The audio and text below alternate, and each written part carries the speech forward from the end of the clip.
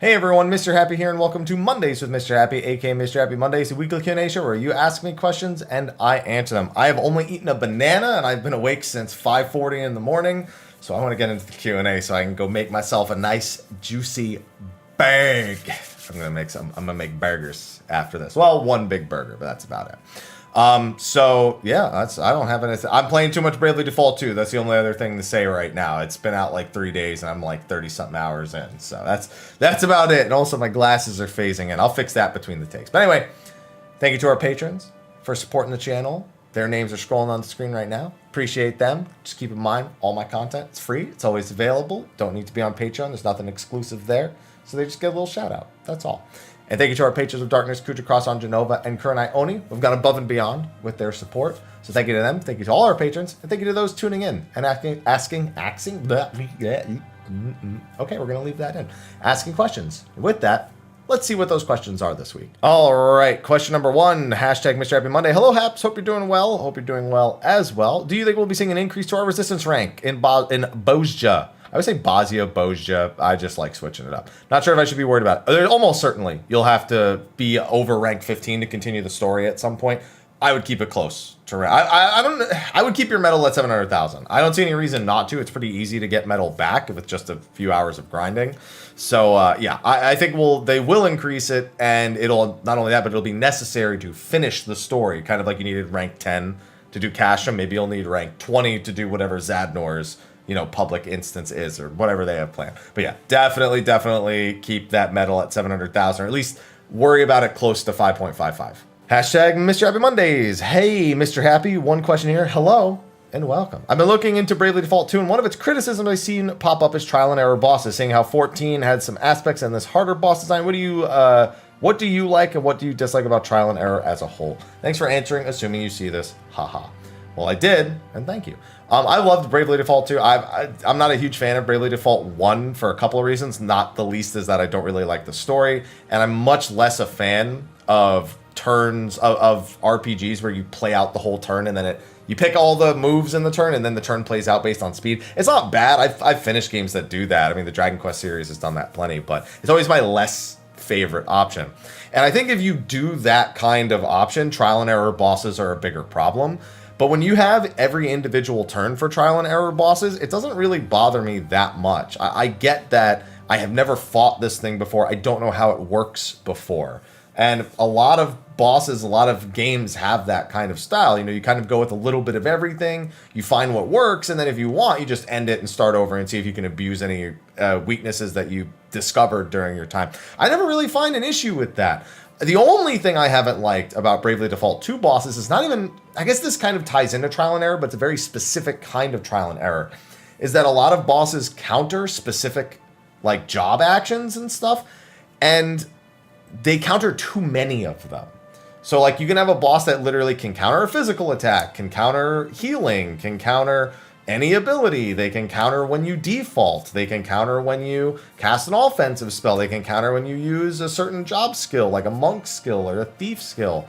But some of them have like 7, 8, 9 of these counters, and they almost all have like counter healing, counter default, counter, like it's too many counters. Now, fortunately, I like grinding a lot in job-based games, so I can overcome that simply by the amount of EXP and damage that I've acquired over my time playing. But if you're trying to play it in a very minimalistic style, there's nothing more frustrating than every single action the enemy just gets to take an extra action that you can't do anything about because you're just trying to play the game. That I think they went way overboard on. I don't know if that's something that's a bigger problem on hard mode, which is what I'm playing on, and if that's eased on normal mode where they don't get as many turns, or if it's like that on normal mode and they're just slower that with their normal turns on normal. But either way, I don't think it's the trial and error. It's specifically what they counter and how many things they counter as the part of the trial and error that I think is the weak point of Bravely Default 2. Hashtag Mr. Happy Mondays. Hey, man, hope you're doing well. I hope the same for you. I know you've been more vocal about your Opera Omnia adventures recently, but I'm wondering, is Opera Omnia something that you'd stream at some point? I have streamed it before. Most of the time, I only stream it when I'm doing sponsored stuff. Otherwise, I tend to play it, if at all, in my own time. because I tend to always be catching up on like summon board grinds or whatever new event grinds, and I don't find it too super interesting to stream a lot of the time. Not that it's not an interesting game. It has a story, it has some more challenging content, but when I'm trying to focus on something like a Chaos or a Lufenia or Dimensions End or anything along those lines, I don't want people constantly saying like, oh, you should do this, you should do that. I want to sit there and figure it out. I don't want to watch a YouTube video on it. I don't want people to tell me what I have to do. And I lose that. Streaming any game where the person who's streaming's individual skill and their individual learning process is something that they actually enjoy exploring. Like, oh, that didn't work. Oh, maybe if I try that there, maybe if I swap characters, maybe if next time that move goes that way, maybe I use this skill instead. I love that thinking process. And Opera Omnia, I love it too. But if I stream it, people are just, they're people. What else can I say? And that kills a lot of the streaming experience for Opera Omnia for me, because that most challenging content are the things I enjoy doing most in Opera Omnia. So, yeah, that's the big reason why. And then for co-op, it's like, yeah, I guess we can smash this co-op boss for like an hour, and then like, what am I going to do after that? And that's it's just not as interesting to me to stream. All right, next one. Hashtag Mr. Happy Mondays. Hi, Mr. Happy. Hope you're doing well. Really enjoyed all the content you've been putting out on YouTube over the last week. Glad you've enjoyed it. Hopefully this last week, after you after you wrote this, can't speak today. It's because I'm hungry. You enjoyed as well. Thanks for answering my question a few weeks ago about quantity versus quality. Well, you said quality, whatever. Stormblood versus Shadowbringers. The question today is more of an opinion one. I was wondering how you feel about the direction they took with Blue Mage in 14 versus 11. I started out the Masked Carnival and it's really fun. However, I can't feel a little bit let down aesthetically. I thought the direction they took with Blue and 11, the whole Immortals is the Emperor's Scar. Okay, so if we're just talking about the aesthetic, I'm indifferent. I love Blue Mage's aesthetic in a lot of different games, and I don't think it necessarily super overlaps across a lot of titles. Some of the Blue Mage stuff in 14 is ripped right from versions of Blue Mage that have existed in the rest of the franchise. It's just not this Far Eastern art that it used to be, even if there are some light references to it with some of the more recent Blue Mage job quests. I love it. I love the gaudiness of it, the over-the-topness. It speaks very much to the job quests and to kind of the optional nature of the job itself, and its place as a performer at the end of the day when it comes to its place in the Masked Carnival. So overall, I've been a pretty big fan of Blue Mage. I wasn't a fan of the fact we didn't get a mount from it this patch, but I'm sure there will be a mount from it when it hits level 80, and you'll need the level 70 stuff done to get to the level 80 mount. So I'm sure there's going to be some of that somewhere along the line. Next one, hashtag Mr. Happy Mondays. Hello, Mr. Happy. Hope you're doing well. Hope the same for you. I have a question that I hope will... or or maybe even others can answer, pertains to motion sickness in 14. So I've never had motion sickness in 14, in all honesty. I just got my sister in 14 the first time I started playing in 5 years. She's excited playing as much as I am excited to play with her, but the biggest problem is she discovered that after starting this game gives her severe motion sickness. This is to the point where she can only play for about half an hour before she gets nauseous and dizzy from the camera movement. Normally she plays games like Diablo with little issue, or top-down games like that. I recommend to her try Dramamine as its emotion. So, well, yeah, I know all about Dramamine. And keeping the camera angled to 45 degrees. Wondering if you know anyone. No, I've literally never heard of anyone having motion sickness issues. I wonder how she's managing the camera, because those games have static cameras and you do usually have to manually control it. I don't know if she's playing with controller. I don't know if she's holding right click to adjust her camera and maybe she's just whipping it around too much. But I've never heard of anyone with motion sickness with 14, and I've never had it. The only game that's ever given me actual motion sickness is actually Type 0, before they fixed it and turned the motion blur off. And it's specifically motion blur that, if anything, gives me motion sickness. But just the movement of a camera has never actually done that. Even with games like Mirror's Edge and stuff, which also has motion blur, I've never really had that issue. So I don't really have any advice, unfortunately, other than to try and mess with camera settings until she finds something that's more comfortable. Because that's it. That's all I can think of. Hashtag Mr. Happy Mondays. Hello, Haps. Hope you're doing well. My question is, why does Square Enix wait so long to make the EX mounts purchasable? I'm past 300 Emerald totems with no Dragon Insight, and I'm impatient to wait for 5.5 plus because this sweet Mech Dragon. Because they've gotten you to do it 300 plus times in the hopes of getting it before it's purchasable. You're fed right into the algorithm when it comes to this one, because you are the target. People who don't want to wait for it to go, and then it keeps them subscribed, it keeps them doing the content, keeps them participating in it, which helps other people participate in it. And that's exactly it. You've answered your own question without even realizing it. And so and to be fair, if you stop doing it, it won't come any sooner. So I get how you feel, but that is the reason, to keep people doing it while waiting for it to become purchasable or for the drop rate to go up. Hashtag Mrhappy. This is starting to come into frame here. I can see it already. I'm gonna have to mess with that a little bit. My camera's been all sorts of wonky as of late. Maybe it's my beard. Maybe my beard throws it off because this shit. Look at this. I'm getting away from the question. Hashtag Mrhappy Mondays. Greeting, Hapster. Hope you're doing well. Just a quick question about the great stat squish of 2021. Not sure if they mentioned anything to do with skill speed or spell speed, but are those stats getting squashed as well? If so, will everything be slowing down? So, one big thing, and this has been the biggest problem with the stats, which people don't understand how the stats work in 14. And to be fair, Square Enix has not helped themselves with this because they do not actually show you how your stats impact your job. At every different level in Final Fantasy XIV, there is a different formula that determines the output of your job. It is not just a linear calculation the entire way through. So the way that skill speed and spell speed affect your job at level 50 is different than 60, is different from 70, is different from 71, 2, 3, 4, 5. All the way up through everything. The stats do not scale in a linear fashion because the amount of stats available at said level is capped. So it needs to make sure that whatever your level is, if you have a certain amount of stats, your job will play roughly the same. And then as you level up, you might notice that if you keep the same skill speed or spell speed value, you'll actually get slower as you level up. Now, when a formulaic change comes, they're not just going to lower stats without changing formulas. That's not how it works. You can't do a stat squish like that. You can't just reduce numbers and say, well, whatever happens, happens. Everything needs to be functional. Everything needs to be relatably functional to the way it was before the squish happened. Because when a squish is done well, you don't notice a difference other than your numbers going down. That is the most principal thing of a stat squish. Now, we already know that won't 100% be the case. They've already openly said that the scaling of stats between 50 and 80 is not going to be as severe, and that's part of the way that they are going to do it, which means that unsyncing something at 80 and fighting something that's 70 will be harder after the squish.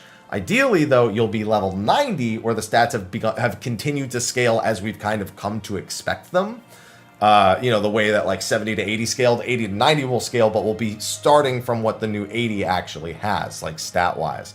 So at 90, you'll still roll right over all that old shit.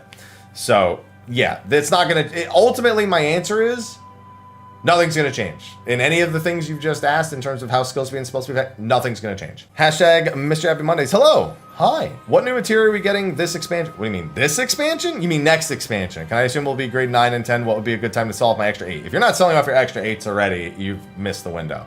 Because the last time to sell off 8s is going to be when the new 24-man comes out, because there are people who wait till the 24-man to pick up new loot. That's about it. And grade 8s will be relevant. Yeah, I think crafters and gatherers always end up using the old grades. Like, this is so much so it boggles my mind with the way that the stat scaling is done for those jobs and the way the melds end up working. Yeah, we'll probably get... So I'm actually surprised you're concerned about 9s and 10s, which we almost certainly will get, mind you. I'm more thinking about the fact that when they stat squish everything, they have to stat squish materia as well. So I'm curious to see how the 9s and 10s look, because we don't know what the new numbers are going to look like at all. Ultimately, it shouldn't feel any different. It's all relative, like I said with the previous question. So yes, there should be new materia, and 8s will probably still be used by crafters and gatherers. And also while leveling, honestly, if you pick up new gear while leveling 70 to 79, I would use it. I would highly recommend using it for anyone who has leftovers. Sorry, I just remembered with the last question, I said 71 to 79. I meant to say 81 to 89. That's going to be a habit that's hard to kick until, we've been at level 90 for a while, which won't even happen for a while. Hashtag Mrhappy Mondays. Hey, Haps. I like how the beginning of this question is not even in frame. Hey, Haps. Hope you're doing well. First of all, I want to say thank you for answering my question last week. Got 2 more, hopefully brief questions for you this week. Okie dokie. Well, hopefully they are brief indeed. Oh, scrolled like a million years past it. What's going on today? First of all, are there any unique mechanics from a normal mode of a fight that you wish were incorporated into Extreme or Savage? For me, it's gotta be the frickin' maze from 03, the sand maze from 03. That is a big one.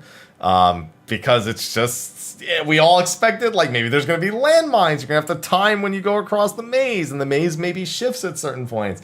None of that happened, so that's the big one that didn't make it into Savage. That's a big one.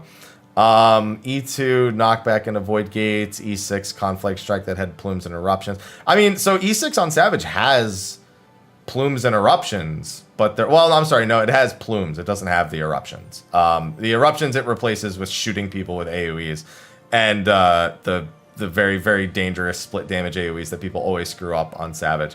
E7 where the portals would go off from the left side first to the right side. Yeah, the right side, I mean, E7's portals on Savage are just terrible overall. No, not really. Yeah, just other than the maze, no, not really. That's the big one, the 03 Sand Maze, which is a big reference to Final Fantasy V, by the way. The devs usually use songs from either the Symphony or the Primals for the Ultimate fights. If you go based on music currently available, what phases do you predict will be for the Dragon Song War Ultimate if they fall suit? I mean, we have a Primals version of Thornton. We know they have a remix of things like... well, actually, I don't know. I think they're going to have to make a few because we don't have Primals renditions for some of those. Granted, some of them also don't need... like so Bahamut doesn't use a Primals version of anything. It's literally the same original music the whole way through. They don't have to use Primals versions, but if they have them available, they will. And they happen to have them all available for T, and then they use the orchestral version of Mobius for Uwu. Obviously, they had Primals versions of everything, and then the orchestral for the finale. Thornton, there is a Primals. Actually, there's an orchestral version of Thornton's theme, if I'm not mistaken, as well. But either like Dragon Song War, something that's Uematsu, I don't think they're going to change the Uematsu. Like they didn't change answers in Ukop, for example. So when they go to use that, I think that remains exactly the same. And I think that's the better play. I think it'll just end with Thornton's actual, phase 2 extreme music, or his normal music, I should say, in normal mode. That's the big thing I think they'll end with is a much grander version of that.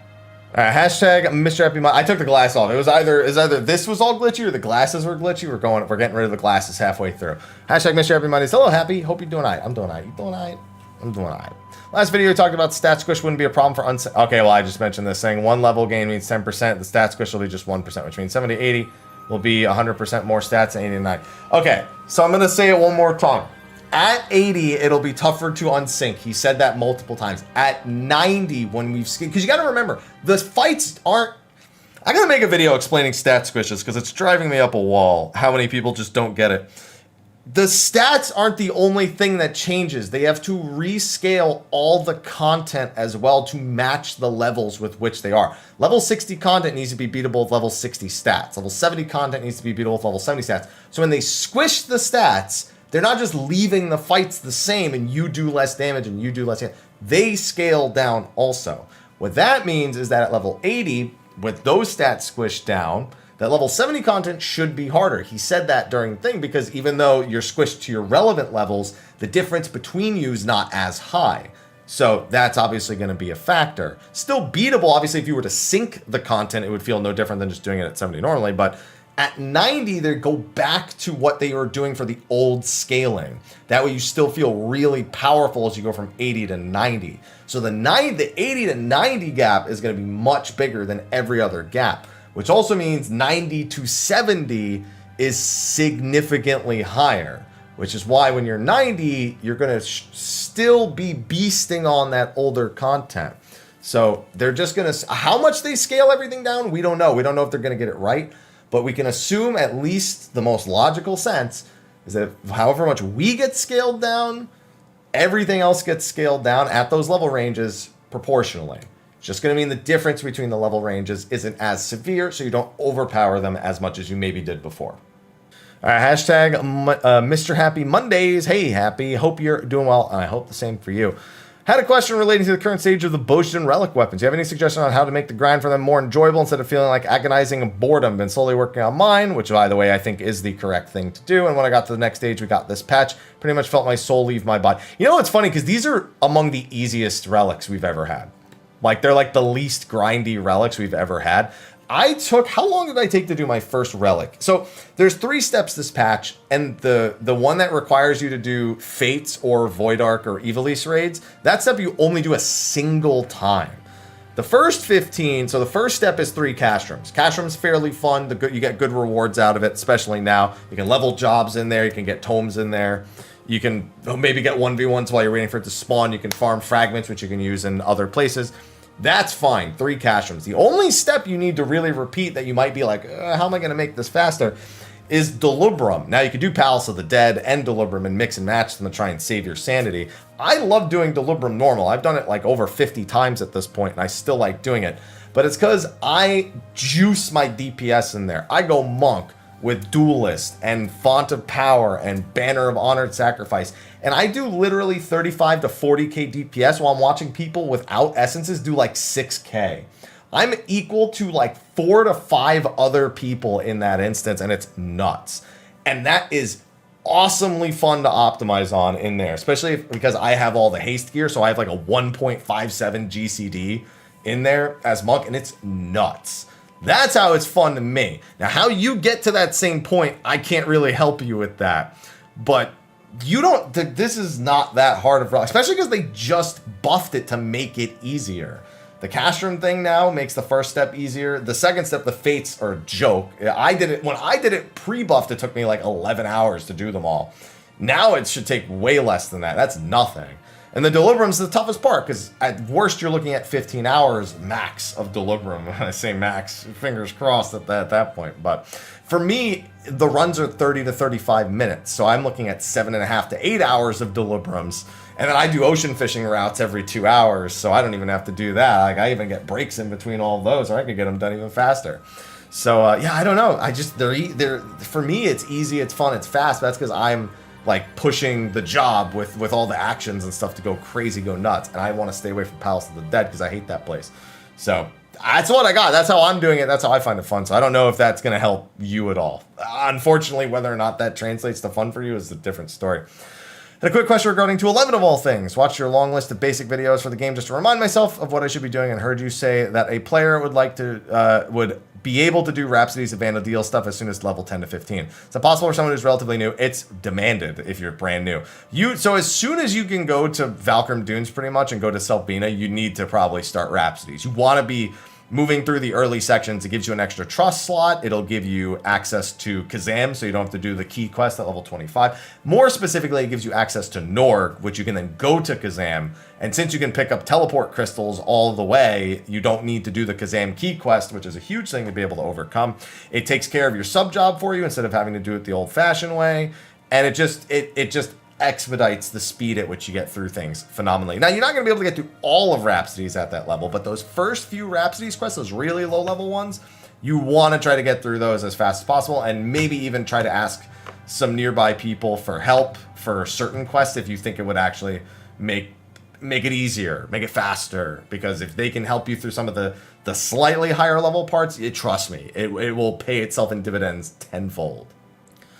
Next one, hashtag Mr. Happy Mondays. Hey, hope you're doing well. I hope the same for you too. You too.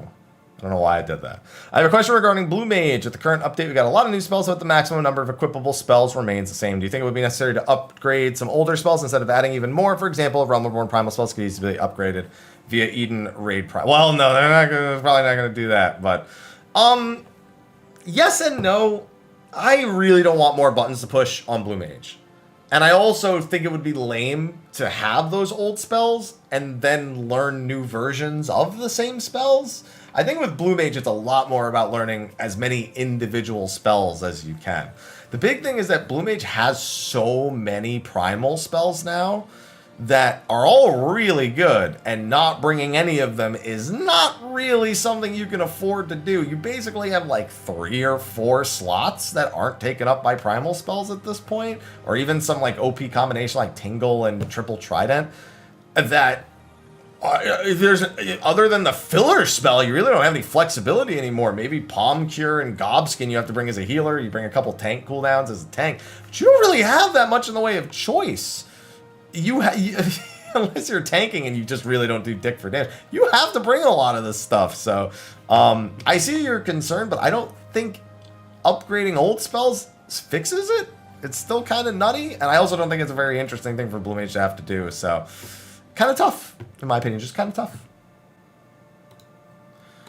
All right, and that's going to be it for the normal round. We'd like to do a lightning round because there's some questions that are repeats from last week that I thought I answered, because I just read through the comments towards the end and then I just address individual ones. But I'm wondering if I did actually miss them from last week now, so I don't actually know. One of them was stereotypes about NA data centers. Listen, some people take what is a joke and definitely run it too far. And I think even for us as content creators, that's definitely among we're among the problem with that. That's what I want to say. So, like, for example, you label with Crystal, you know, they can't raid or play. I don't say that. See, at the very least, I say Crystal is the lowest raiding population, which means that if you're trying to be a hardcore raider, that is the worst place to be. But it has a large role-playing community. Now, what I normally joke on with Crystal is don't go to the quicksand in Ul'dah on Balmung unless you want to have your eyes burned out of your socket. I will stand on that hill because that can be perfectly fine. There's a lot of perfectly reasonable and normal role players, but there are also some people who say shit in there that I never want to see again for the rest of my life. Ever. I've seen it in Idleshire even. I don't want it. Okay, I'm gone. But there are people who take that like kind of closed off sense of that specific area and they just like perpetuate it as the entire thing. And that's for me the big problem is with this. And quite frankly, there are stereotypes. There are communities that are specific within the different data centers. Like I said, Crystal is the largest role-playing community. Doesn't mean there are not role-playing communities on the other data centers. There are. I know people who role-play on Ether, and that's what they do. They make multiple characters. They have personalities and histories and whatnot. But nobody judges them because they're not on Crystal. It doesn't make any sense. And then you have the people who raid on Crystal, and I know people who raid on Crystal, and they love it, and they have friends, and they clear all the fights, and they beat Ultimate, and it's not a problem. But it's just like, it's still what the majority has, and I don't know, dude. Ultimately, what is the worst case scenario of world transfer, of DC travel, is that everyone who wants to raid goes to one, everyone who wants to roleplay goes to another, and if you're not on the one that's in between, you're just going to have to conform into one or the other. So I think that it's fine to recognize that each data center has the types of communities that it has and to poke fun at them. Like, we got these fucking tryhards over here on Ether. On Primal, they do the worst shit in Labyrinth of the Ancients. Don't know why they still pull the dragon north. Stop doing that. It's a waste of time. At least drag him south if you're going to drag him out of the center because you're dragging him towards the party so they can hit him faster. And then Crystal, they're role-playing. That's it. Like, people just take it like way too far and way too seriously and act like it's going to have some monumental effect on the way it's not. It's too much energy. It's too much energy. I don't know. Let's see. Somebody asked where the stats are going on belts. They're being redistributed everywhere else. People are thinking way too much about the numbers we're used to now and not the numbers we're going to have later. It's happened way too much. Because you're worrying about the stats you're going to lose on your belt. Your belt's not even going to have the same stats. The belt that you would have had is going to have less stats at level 80, most likely, after it happens. So percentage-wise, thankfully, you reference percentages. But don't worry about it. The game is still just going to function. You're not just magically going to have less stats. You're just going to have more stats on other things. The exact difference between it won't matter because they're reworking all the formulas anyway. So that's it. There's nothing's going to be lost. Everything's going to feel the same. People are trying to think too much about the stat squish. It's other than unsyncing stuff from level 80 below while you're level 80, everything else is going to feel fine. They downscale enemies. They're redistributing stats. All that. If they fuck it up, we'll make sure to let them know. But best case scenario, don't worry about it because there is nothing to worry about necessarily. Oh, I don't know how many more. I might just start skipping stat squish questions because I can't do this explanation every week. I can't do it. I can't do it. No. I'm just moving on. All right. What's your opinion on the relic quest as a whole? I put a video out on this. Should the completed relic have a save the queen effect? Yeah, it definitely should. Like the Physios weapon and Hydatos in BA. Yeah, I don't see why not. I think they need to make a completely separate augmented set for the next zone. So that way people who don't have the old augmented sets can still get stats that will help them inside of Savage, Delibram Savage. Because they said the 5.5 set would help people that are struggling in Delibram Savage, but Delibram Savage's gear requires the Bozja augmented gear. So are they going to do that again? I think they just allow you to merge the Delibram Savage gear and the Zadnor augmented gear and make like super sets if you actually have all the pieces. But I think they do have to make a different set altogether for Zadnor, and I do think the weapon will have haste or bonus stats or something like that will help with Delibram Savage. I don't think it's as important as it was for Eureka, where you basically got the gear to progress. It was at the very end, so any gear you were getting to help progress was gear that you were getting as you progress, whereas this is you're getting gear after the fact and going back. I don't think it's as important that they do that, but I think they will do it all the same for the weapon itself. There was one here, a really long one, where someone was looking forward to a new deep dungeon. They even said it was like a long open-ended question, and I didn't really have much to add for it. It's a lot more talking about how there's not a lot of small man content, and there isn't enough interest in 4-player content. Which, by the way, there are still some small man activities you can do, but they're not like hardcore activities. That's the big thing that you're looking for. And I've answered that question so many times. I don't have anything else to really add to it. It's like, I don't feel that same way. I think that deep dungeon is the closest you'll get to harder 4-man content, because the problem with 4-man content is the amount of things you can actually do with 4 people. You know, there's no tank swaps. There's only one healer that has to be accounted for. Makes jobs with raises all the more powerful. DPS checks, you can bump them up, but it's still going to be down to making sure that you're actually challenged enough to have to think about how to optimize DPS with only 4 people. And there's just not enough mechanics. You can imagine any mechanic in an 8-man Savage with half the amount of people. And all of a sudden you're like, wow, I can go anywhere. Like, what do you maybe make there's only 4 safe spots instead of like 8, or there's 2. I don't know. There's just, it's for me. I don't think they can do anything creative enough with it, even if they do things that are creative, without having crazy stuff like deep dungeons and Bozja. So if they use those kind of mechanics to do it, I think they can. Whether or not they will, totally different story. I'm a pessimistic recent interview. I'd like to have 2 ultimates. Currently reviewing the schedule, has an air of dread about it. Well, basically, they promised 2 ultimates in Shadowbringers and didn't deliver it. There's still a pandemic underway, and they're still working under those conditions. They missed the one. They have to review Shadowbringer stuff and go, okay, for a second one, what are we going to do? It's basically a broad term for, I promised you 2 in Shadowbringers, you didn't get 2. If I say we're 100% doing 2, I'm making the same mistake I just made. For all we know, we could have another pandemic. We don't want that, but for all we know, that could happen. He will never again say, we are doing 2, we are doing 3, we are doing 1. He will never say that again, because this has now happened with Ultimate. He will always say things like, we are reviewing the schedule, we are, aiming to have this. And he's done this with all other content up to this point. Ultimate's the only one where that really hasn't been the case, where he's always kind of been like, yeah, we're doing this, we're doing that. And he is now going to back up on his language with it to make sure that in the case of a severe problem like they just had with the pandemic, that he does not have a promise. He has a goal. And that is something that can change with time. So I wouldn't worry too much about the wording. I think that they need to shift Ultimate back from 0.5 to 0.3, so they never have to worry about, if there were to be a major circumstance that would go against the development of it, that they can, that they don't have to fight. They don't have to choose, well, expansion or Ultimate. I think that's the decision and the schedule change they have to make. And I think that's probably one of the factors they're looking at. Do they want to try to do 6.5 again, or should they actually move it to 6.3? And if they do move it to 6.3, how does that affect the development of everything else? Those are all things that have to be taken into consideration. Did you go to college? I did. And I was working on a degree for just general IT. I had a focus in game design, but going to a non-game design college for game design courses, honestly, kind of bullshit. You're going to have to go to a game design college afterwards, most likely anyway, even if you're doing a lot of work in your own time, outside of making your own indie game and getting rich off of it and getting a whole lot of what's the word I'm looking for? Street creds. We'll call it that. The word I'm missing is missing from my brain because I haven't eaten today.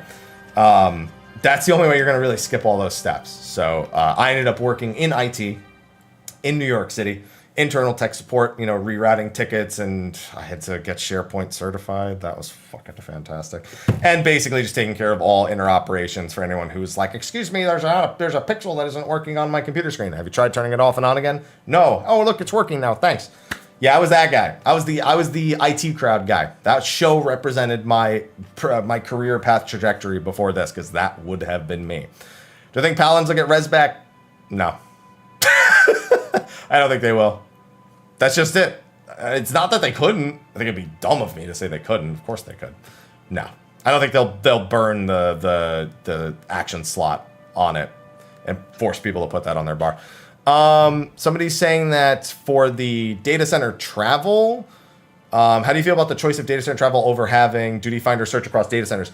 So Duty Finder search across data centers is a very different piece of technology that they probably do not have the access to. So essentially, in order to do Duty Finder travel, so the way that it works is every different data center pulls from its own Duty Finder.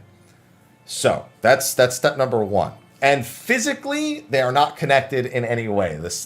When you connect to a data center, you are connecting to one structure of, what contains all the servers, contains the Duty Finder servers, everything.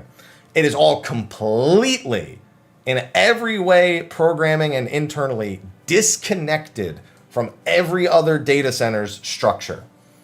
So to bear in mind, the way that we're doing data center travel is that you have to choose to connect to one of those structures. The same way you pick a data center to log into now, the difference being they will be able to send your character data to that structure. And while you're there, you are on that structure. You cannot do anything, most likely. They haven't given us this full details yet of what was on your original data. That means probably link shells, free company, all that will probably be off limits. I doubt they're allowing you to access that because, again, the technology for that is severe. It's a big technological ask.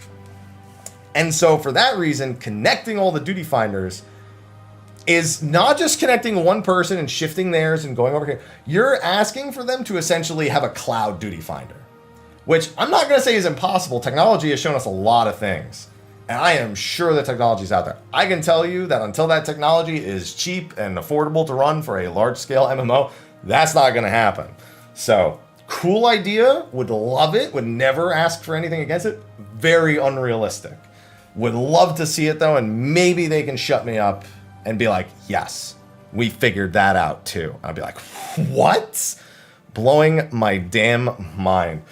Somebody asked about the new 7 Remake DLC that was revealed with a little bit of a troll question at first, so I skipped past it before, but I do see now there is an actual question under it. Do you think that this is the first DLC of several? I actually only think there will be one DLC, and I think it's this one. That being said, I'm not 100% confident. I'm like 70% confident in that. So I'll reserve the other 30% for when we get episode Reeve. There you go. I'll reserve it for that. Episode Cat. How about that? But I do think that it is to tide us over. The only thing is that Nomura says that intergrade is literally, it means middle, and it's supposed to bridge the gap between the first game and the second game. Like, it's supposed to basically fill the space in between. So I don't think they'll do any more. But man, would I not be surprised.